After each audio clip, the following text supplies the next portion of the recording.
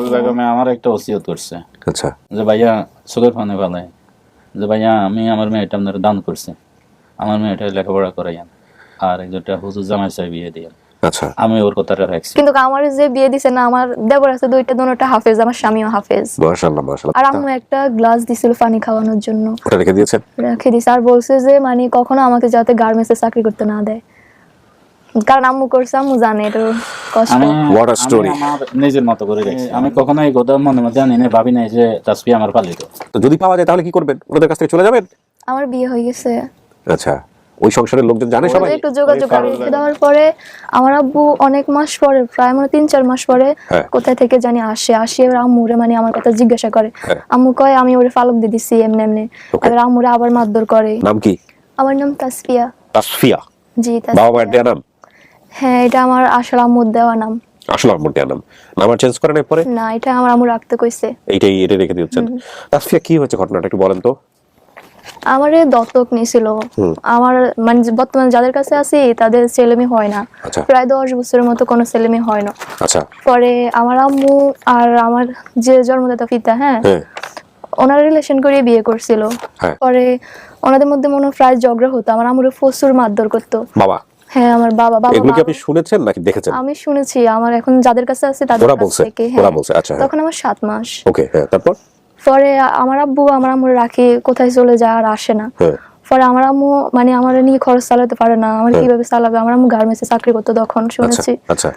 তো এই পরে আমার মানে যাদের কাছে দে তারাও পাশাপাশি বাসায় ভাড়া থাকতো। তো এরকম মানে কথাবার্তার মধ্যে আমার দিয়ে দিছে আর পরে ওনারাও রাখে দিছে প্রায় 2-3 মাসের মতো। দেওয়ার পরে আমার আব্বু অনেক মাস পরে, প্রায় মানে 3-4 মাস পরে কোথায় থেকে জানি আসে এবার আম্মুরে মানে আমার কথা জিজ্ঞাসা করে। আম্মু কয় আমি ওরে ফালক দিয়ে দিছি এমনি এমনি। এবার আম্মুরে আবার মারধর করে, মানে কেন ফালক দিছে? কয় আমি কিভাবে সংসার চালাম, আপনি আমার রাখি চলে গেছেন 7 মাসের একটা বাচ্চা রেখে। হ্যাঁ, এবার আম্মু কয় ওরে রাখি তো আমি কাজে যাওয়া তো সম্ভব না, আর বাসায় তো কেউ নাই যে কারোর কাছে দিয়ে যাবো। পরে এমনি কইছে, আর পরে আম্মুরে মারধর করছে। পরে আম্মু আবার মানে পাশাপাশি বাসা যেহেতু আসে যোগাযোগ করে আবার নিয়ে গেছে। পরে আমার এখন বর্তমানে আব্বু আম্মু ওরা রাগ করে আমার সব মানে সব জিনিসপত্র ডাস্টবিনে ফেলে দিছে। বলছে যে পরের মেয়ে দিয়ে আর কি করবো, পরের মেয়ে তো পরে নিয়ে গেছে আর কি। তো পরে আবার আমার আব্বু কয় মাস থাকি, আমার আম্মুর সাথে ভালো একটা সম্পর্ক করি, পরে টাকা পয়সা যা ছিল সব নিয়ে আবার চলে গেছে। পরে আমার আম্মু আর কি করবে, পরে অনেক মাস মনে হয় আসে না। এবার আমার আব্বুরে বলছে আবার নিয়ে যাইতো, আমার আব্বুকে আমি আর নিতে যাইতে পারবো না। এবার কয় না, যেমনি হোক নিয়ে যান, আমি আর নিয়ে যাবো না। তো আবার আব্বু কইছে কয় স্ট্যাম্প করে নিয়ে যাবো, স্ট্যাম্প করে দিলে দেওয়ার জন্য, নাইলে আমি নিব না। ওদের কাছে দিয়েছে আবার? হ্যাঁ, ওদের কাছে দিয়েছে। পরে আম্মুর কি করবো, এখন কাজে যাইতে পারে না, আর আম্মুরও কেউ ছিল না শুনছি। এবারে তো আবার দিয়ে দেয় আর কি। এবারে আমার আব্বু আম্মু মানে আমার রাত্রে অনেক 2-3 মাস পরে নাকি কখন রাত্রে নিয়ে চলে আসে, মানে নাঙ্গলকোট। আপনার বাবা আসছে আপনার সঙ্গে আজকে? যে আমার আব্বু ফুল পরিচয় সবকিছু জানে, আর আমার আম্মুরে দেখলে চিনবো। আমার বাবা আসছে এখানে দুইজন? জি, আমার আব্বু আসছে আর আমার শাশুড়ি আসছে। আমার আব্বু সব ঘটনা জানে, আমার আব্বুরে দেখে। ওনার বাবাকে পাঠাও তো, বর্তমান বাবা, তাকে ভিতরে আসতে বলো। কি নাম আপনার? আমার নাম মোহাম্মদ নিজামউদ্দিন। উনি আপনার পালিত মেয়ে? জি। পরবর্তীতে বাচ্চা কাচ্চা হয়েছে আপনার? জি। কয় ছেলে মেয়ে? ওকে নেওয়ার পরে আমার 3টা বাচ্চা হয়েছে, 2টা ছেলে 1 মেয়ে, ও 4 জন। আচ্ছা, তো কি দরকার এত বছর পরে ওর বাবা মার খোঁজ করার?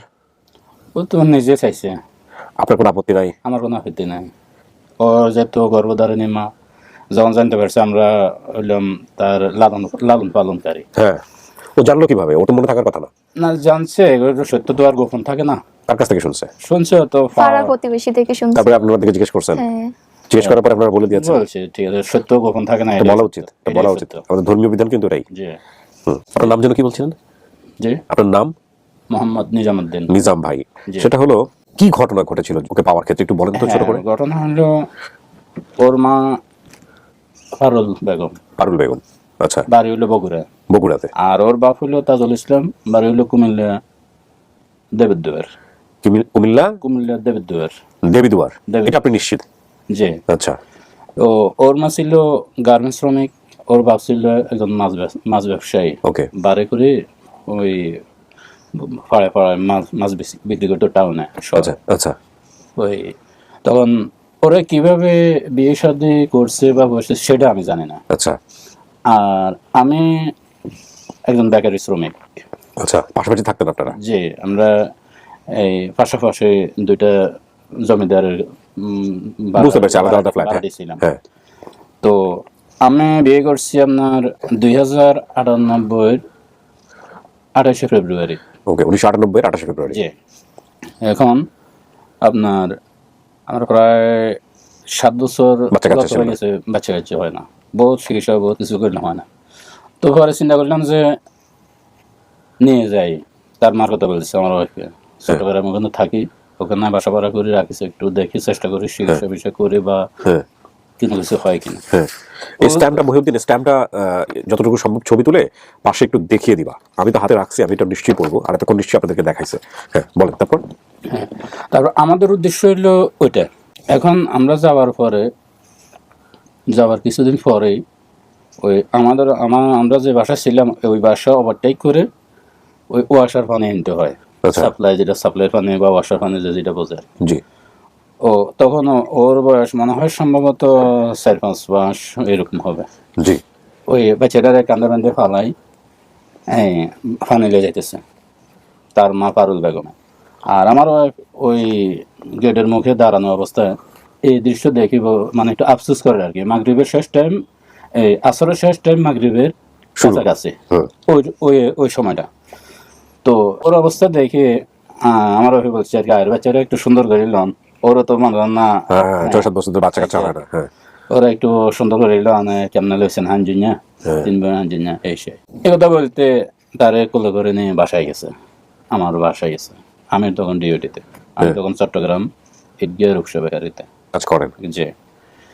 তো যখন বাসায় গেছে, বাসায় যাই, তখন ফারুল বেগমে বিস্তারিত আমার ওয়াইফকে জানাইলো তার দুঃখ সুখ কি আসল বিষয় বিস্তারিত। এই যে তো মহিলা একসাথে হয়েছে বলতেছে, শুনছে। তখন ওর দুঃখের কথা শুনে আমার ওয়াইফেরও একটু মন একটু হয়ে গেছে, মানে আরে আমরা এত চেষ্টা করি এত কিছু করে, আমরা একটা বাচ্চা নাই, আর ওদের বাচ্চা হয়েছে, ওরা লালন পালন করার এই সুযোগ সুবিধা নাই। বুঝতে পেরেছি যে এইভাবেই হয়তো অন্তরের সম্পর্ক। হ্যাঁ, তখন যাক, ও ফারুল বেগম একটা আমার ওয়াইফে শুনছে, শোনার আমার ওয়াইফ একটা ফারুল বেগমকে পেশ করলো, বললো ওর তো একটা দুঃখ আছে, ওকে বললো। তখন ওর কথা শুনে ফারুল বেগমে ওরও একটু দিল গামলো। দিল গামলো এই জন্য ওই দুঃখে সুখের কথা ফারুল বেগমে কইল এটাই যে বাচ্চাটা হয়েছে এই কয়েক মাস, এই কিছুদিন, এখন তার বাস চলে গেল। এখন আমি বাচ্চাটারে কই রাখি, কার কাছে রাখি, আমার কর্ম না হলে তো আমি খাইতে পারবো না, যার উপর আমার ভরসা সে তো নাই, যোগাযোগও নাই, বিচ্ছিন্ন। আচ্ছা নিজাম ভাই, আমি একটু বলি, শর্ট করতে হবে আমাদেরকে। আমি বুঝতে পেরেছি ঘটনাটা আপনার মেয়ে বলেছে পরবর্তীতে আমাকে। আমার জাস্ট একটু জানার দরকার ছিল ডায়াগ্রামটা কি ছিল। একবার আপনার কাছ থেকে নিয়েও যায় বাচ্চাটা, তারপরে আবার দিয়েছে, এরপরে আপনারা একটা কন্টাক্ট করেছেন এই পেপারটা। কন্টাক্ট বলতে হ্যাঁ আমি বলতেছি আসলে বিষয়টা বুঝাই না বললে একটু ছোট করে জাস্ট বলেন এই কন্টাক্টের বিষয় আমাকে বলেন। ঠিক আছে।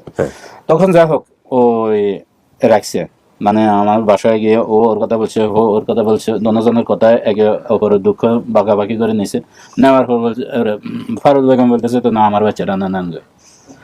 তখন এরা কথা এগুলো বিনিময় করতেছে একে অপরের সাথে। এমন টাইমে আমি আমার কাজ সারি আসছি, বাসায় আসছি। আমার বলতেছে, আমার ওয়াইফ বলতেছে ঘরে মেহমান আছে একটা আসছে, আমি বলছি বা ওই পার্শ্ববর্তী কোনো ভাড়া দিবে, ভাড়া না আমার কে আপনি।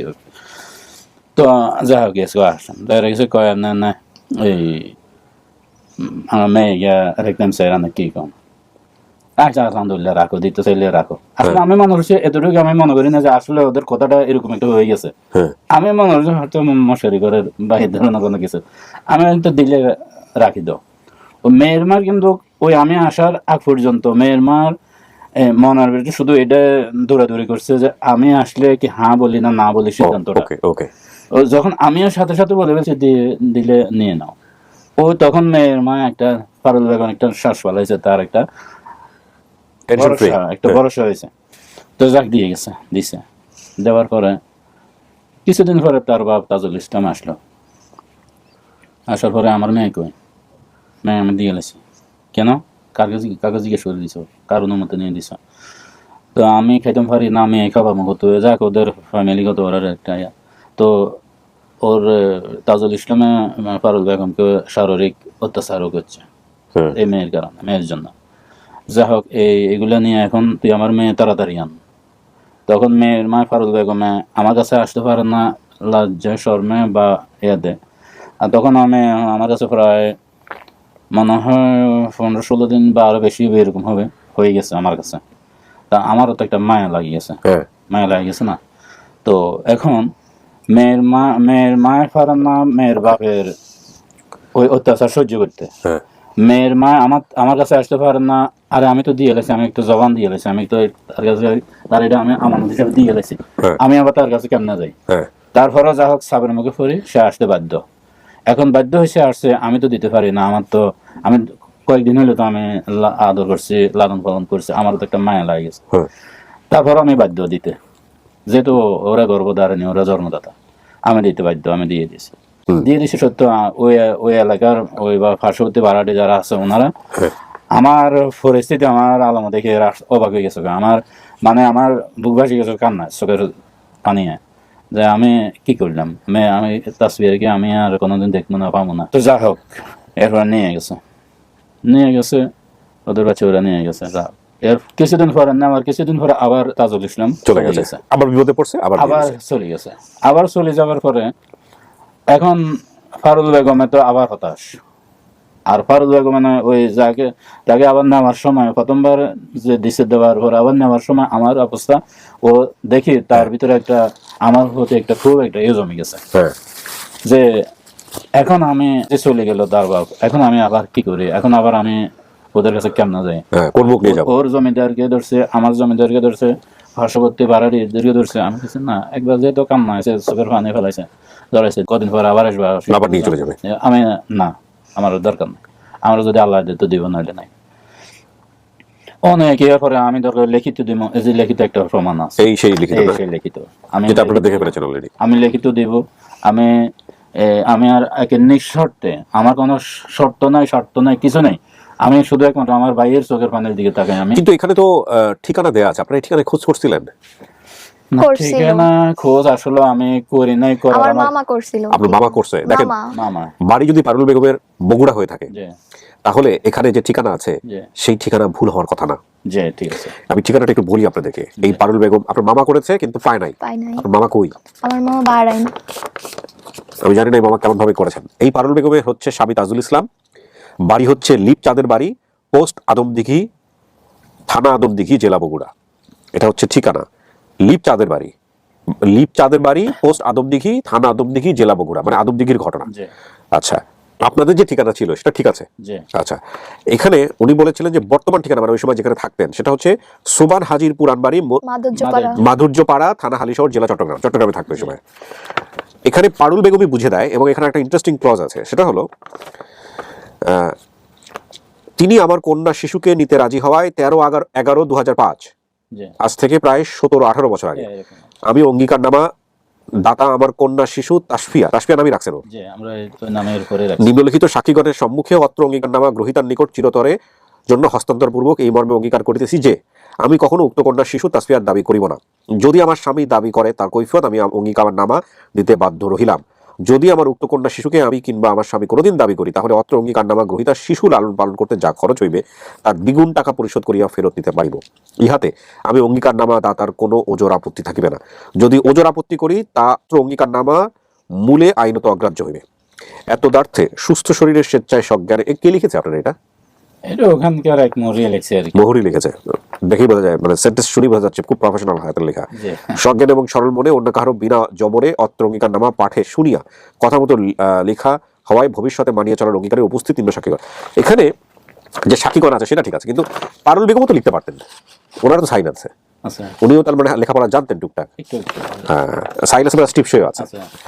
আমি জানি না যে এই অঙ্গীকার দত্তক দেওয়ার অঙ্গীকার নামার সিস্টেমটা কি, মানে বাবা কিংবা মায়ের অনুমতি ছাড়া এটা দিতে পারে কিনা, মানে যে কোনো একজনের অ্যাবসেন্স এটা দিতে পারে কিনা। যাই হোক, আমি সেই প্রসঙ্গে যেতেই চাই না। প্রথম কথা হচ্ছে যে যার কাছে দিয়েছে নিজাম ভাই, এই নিজামউদ্দিন অত্যন্ত ভালো মানুষ, এ ব্যাপারে কোনো সন্দেহ নাই। ওকে আপনারা কন্যার যত্ন দিয়ে লালন পালন করেছেন, আপনার জায়গা থেকে কি মনে হয়? ইনশাআল্লাহ বাপ তো বসে আছে পাশে, বলেন কখনো কষ্ট দেয় নাই, যেটা চাই সেটাই দিছে। তাহলে কেন যাবেন?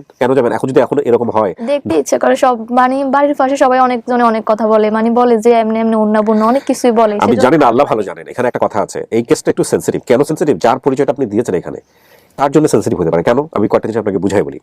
এই পারুল বেগম যেই সংসারটা করেছিলেন আপনাকে নিয়ে, এমন হতে পারে যে সে হয়তো বর্তমানে একটা সংসার করছে, সেই সংসারের কেউ জানেই না পারুল বেগমের ইতিহাসটা, জানে না, হতে পারে না? জি। যদি তার এরকম একটা পরিবার বের হয় এবং জানার পরে দেখা গেল এরকম একটা ইতিহাস বের হয়েছে, হয়তো সে সুখে শান্তিতে সংসার করতেছিল, সেই সুখের সংসারে আগুন লেগে যেতে পারে।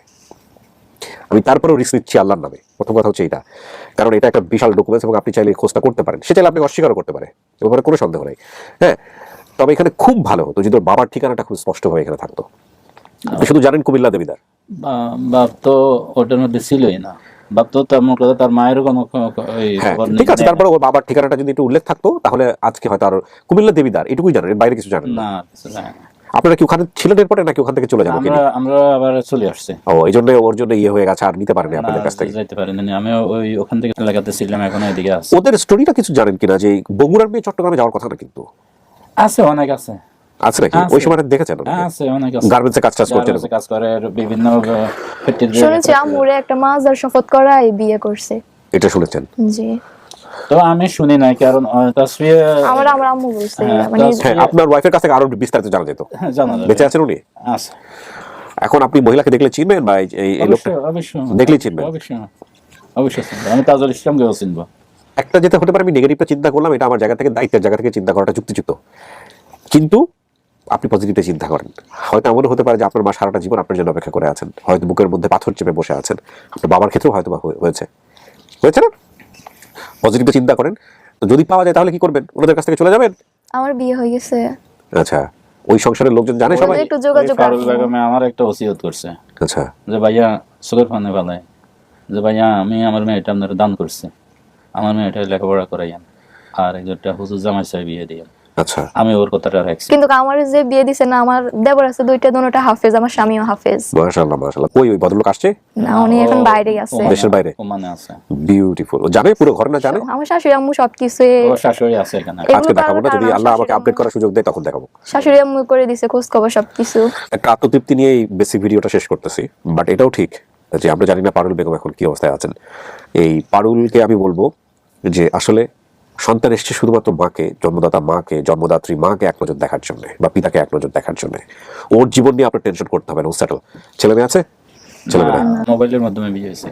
আচ্ছা, না ও তারপরে এখন আসে নাই হাজবেন্ড দেশে? না, মোবাইলের মাধ্যমে বিয়ে হয়েছে। কত বছর হলো বিয়ে হয়েছে? 1 বছর হবে না। এই যে 4 প্রবাসীদের মাস হবে। স্যাক্রিফাইস, আল্লাহু আকবার।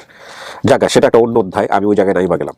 তো আমি যেটা বলতে চাচ্ছি যে আপনি শুধু আসেন, আপনার সন্তানকে দেখেন, যে সন্তানকে যার হাতে দিয়ে গিয়েছিলেন সে সন্তান এখন কেমন আছে। আর আর কি বলার আছে?